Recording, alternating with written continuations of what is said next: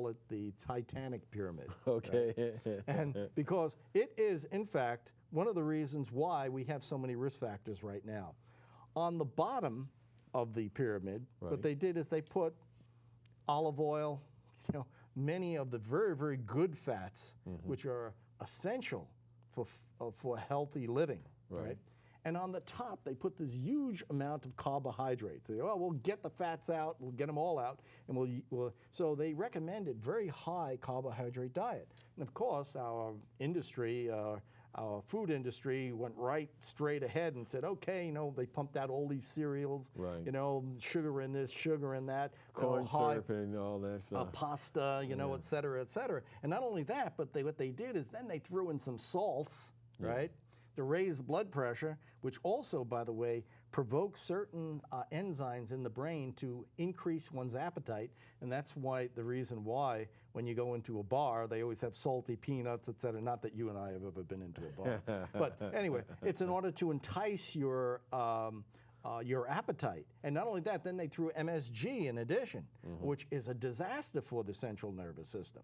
And so essentially what happens is now, I always talk about, this Titanic pyramid, right? And also that at the same time, this rash of Alzheimer's disease that we're seeing, which there's, almost 6 million people in the United States with Alzheimer's disease, almost 12-fold that what one would expect from 1950. And especially the number of people who are under 65, why is that happening? What is at the bottom of this iceberg? And at the bottom of this iceberg, the top being the number of the 6 million people that we're seeing, the bottom of it is our children.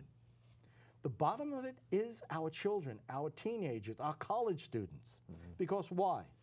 Back in 1954 in California, the obesity rate was about 12%. Now, 2007, it's over 63%.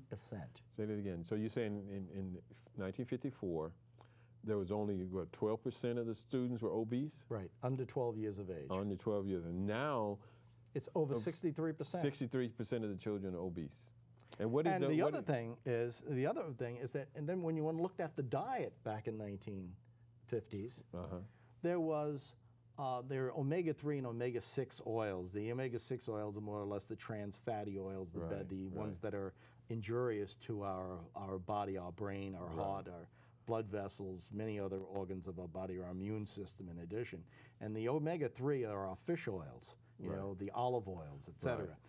These are our polyunsaturated or the good oils. In those days, the ratio of the bad fat to the good fat was 4-to-1. All right, 4 bad fats for 1 good fat. Now it is 25-to-1. And remember, I told you about another thing that's happening with our youth is that, as I talked about that sleepless, sedentary, stressful lifestyle.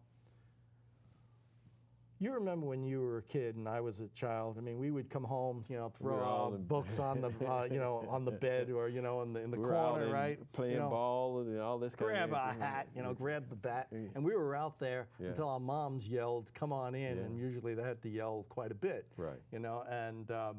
and we'd come in out about 2-3 hours later, sweating and everything else, with a great appetite. We'd been exercising, running around, socializing actively with our friends on the block. The average child, when they come home now, may put their books on the bed, will sit on the bed or sit in an easy chair, pick up their cell telephone, and talk to one of their friends or turn on the computer. The latest survey that was done by U.S. News and World Report states that the average child less than 18 years of age, they're not really children anymore, but from 18 years of age and under, state that they exercise 1 time a week. Only 30% of them say that they do that much.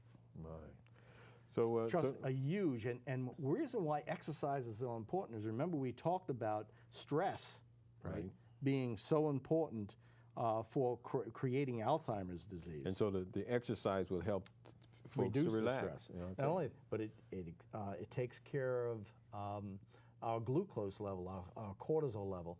And maybe what I really should do right now is go into some of the risk factors. Okay, that right? sounds good. And I think that, and you can see it, why we're in such big trouble, why our youth are in such big trouble. So let me see if I can set the stage. 1954, we had approximately 500,000 to 600,000 people with any form of dementia in the United States. Right. Now we have a number equal to that in just under the 65-year age thing. And we have an increase, a tremendous increase in the amount of trans fatty acids in the diet. Right. We have a high incidence of processed foods, right. high amount of sodium in the food. Mm-hmm. And people are stressed and they're not active. Right. And so Perfect. that's so we got that happening with the adults, and we see it manifest, as you said, that the high incidence of people in the nursing homes once they retire. Right. And now what we have is even a bigger, frightening situation with the young people with the level of obesity that you're talking about. 60% under 12 are obese. Yes. Okay. I just want to make sure that the audience knew the summary-wise what are we talking about. So if you are not getting, if they're not understanding, at least have a clear Well, that is the you did a danger. perfect summary. Okay. It's perfect Okay. summary. Tell us what you would like.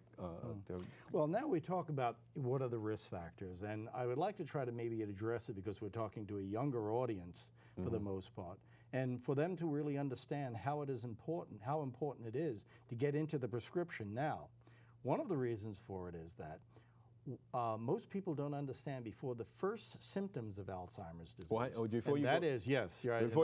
Before the thought just occurred, before I forget it, when your book comes out, I like to have you come and do a book signing.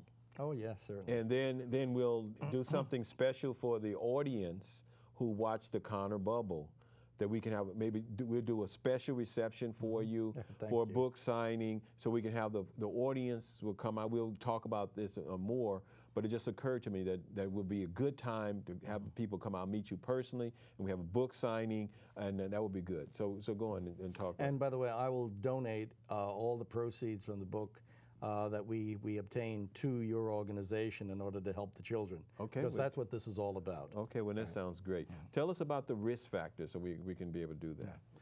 So one of the most important thing is that we know now that there is no magic bullet. Okay. Right? There's nothing that we in medicine can do to reverse Alzheimer's once it starts.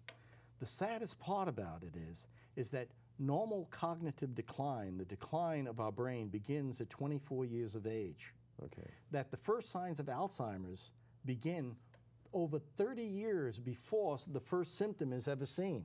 Okay. So it is a sinking ship, and we have to recognize that we have to constantly keep that ship buoyant. Mm-hmm. And we do it by decreasing our risk factors. All right. All right. Now, some of the risk factors are, number one, our diet. Okay. Right? By recognizing certain foods that we have to eliminate. Right? And so making sure that we're not keeping high doses of glucose constantly being thrown into our body. Mm-hmm. Right? This is a major risk factor. The other risk factors are by reducing the amount of antioxidants, and there are fresh fruits, vegetables, berries. In fact, a new spice that we found in at USC, turmeric. It's one of the Indian spices, which can not only is a great antioxidant, but can actually reduce the amount of amyloid. Amyloid, by the way, was that bad protein that we looked at. That's in the brain. Right, that's in the brain. That's the thing that causes the Alzheimer's disease. It's actually a protein that accumulates, and not only it injures the cells, it injures the dendrites, that is the connecting wires of the brain. Right. And so that is one of the risk factors. So other risk factors are, for instance, hypertension. Okay. Right? And we talked about, all the salt that was thrown into the diet, right? Potato chips, pretzels, etc. Other things that we call part of the metabolic diet metabolic syndrome, I should say, is that not only is there hypertension, but there's hypercholesterolemia. That is, by taking in all these bad fats, it raises our cholesterol level, right? This then clogs our arteries, and not only that, but it also, these bad fats are attacking the brain cells. Right. Other factors, and one of the major factors, there is a pandemic, even worse than Alzheimer's that's occurring, is diabetes in the United States. Right, that's true. We recognize that there may be anywhere between 30 to 50% of the people over 40 years of age right now who are insulin resistant. What do you mean? And that means that the body is no longer responding to insulin, all right? And so it doesn't get rid of the glucose, and actually because the glucose isn't getting rid of, the insulin even goes higher, right? And let's help, I think this is a very important point to take one step back. Okay. Let me help people. Because what we might want to do in the second program, we can go into more detail about insulin, because we're going to have a couple of minutes. So we're going I'll go more into the risk factor. Right. I'll explain why insulin is so important to keep it level. Okay. But so we have all these factors. We got hypertension, we got hypercholesterolemia, we have poor diets with high salts, high glucose. All of these are risk factors. Diabetes, insulin-resistant diabetes, extremely high. All right. Now I come down to the 3 S's when I call stress, sleeplessness, all right, and sedentary life are major stresses. They've been found that, for instance, diabetes, if you have diabetes or insulin diabetes, you have up to 3 to 4 times the likelihood of getting Alzheimer's disease. If you're sedentary, even if you're overweight, you have a 3 to 4 times, you have at least twice the rate. If you're overweight and you're a woman, that is a BMI over 30, you have 3 to 4 times the likelihood of getting of Alzheimer's disease. So you can see when you add all of these up, and then when you combine them, you get more than 3 or 4 times. You get 12 times. So instead of there being 1% of the population at 65 having Alzheimer's disease, there's 12% having Alzheimer's disease. My. Time just flies, and the information is so vast. So I'm glad you consented to come back and we continue in more detail. So Vince, we're going to have to wrap it up in the next 30 seconds. So I want to thank you for coming and talking about the anti-Alzheimer's prescription with Dr. Vince Fortunace, MD, a neurophysiologist at University of Southern California. This is Dr. Joe Connor. The Connor Bubble said thank you for listening to the program, and look forward to the second sequel to this one where we'll go into more detail about this. So thank you for watching, and you have a fantastic day. Thank you.